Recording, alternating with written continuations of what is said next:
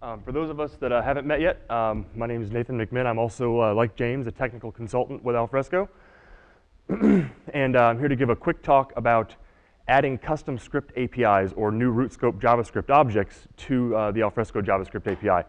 This was originally submitted as actually a full-length talk. Richard said it would be better formatted as a lightning talk. When I started putting these slides together, I realized he was right. This is not enough material for an hour, but 5 minutes is perfect. So what is a root scope JavaScript object? These are APIs that are available to scripts running in the Alfresco JavaScript environment.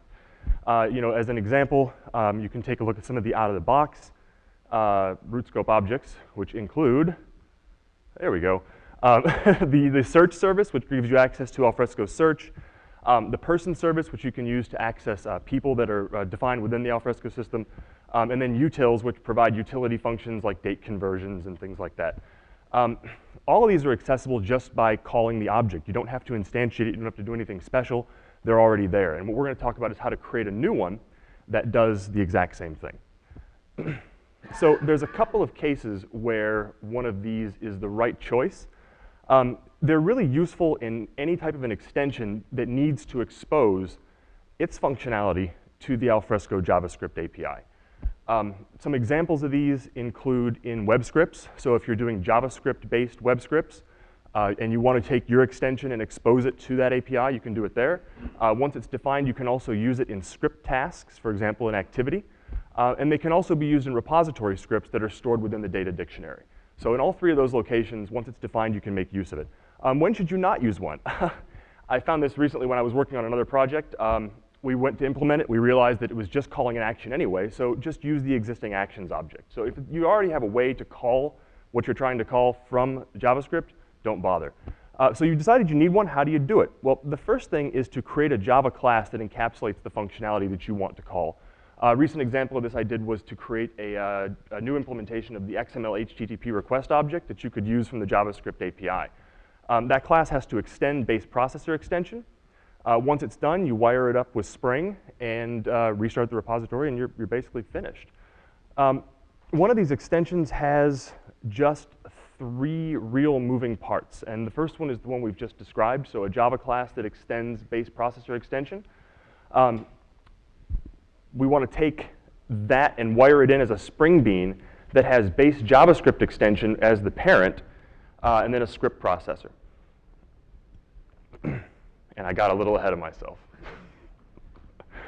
So when you're doing one of these, Alfresco provides out of the box an abstract class that you can extend, which provides everything you need to make this work. So you don't have to do much implementation at all. You can just extend Alfresco repo processor base processor extension.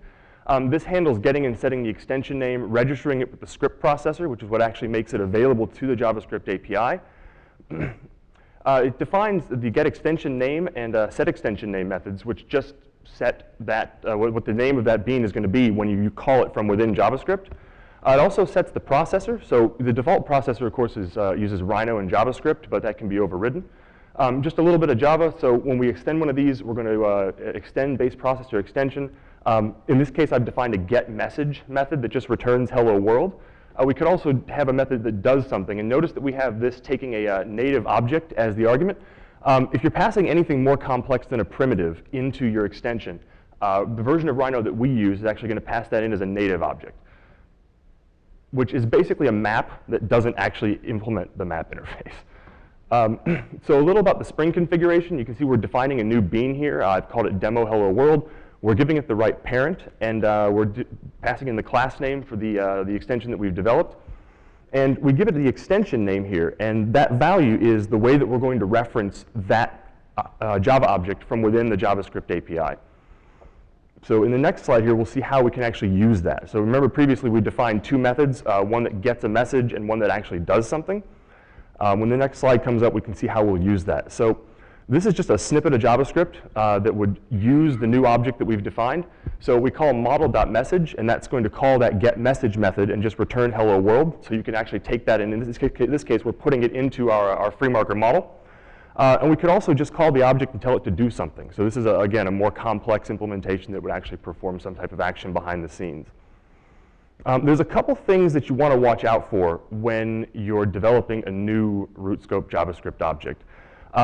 The first one is passing primitives. That's easy, right? I mean, those primitives in JavaScript, they match pretty cleanly to Java types. Passing JavaScript objects, more complex objects, is a little more complicated. They do get passed in as this native object type. In later versions of Rhino, those are maps. In the version we use, they're not. Here's some more info.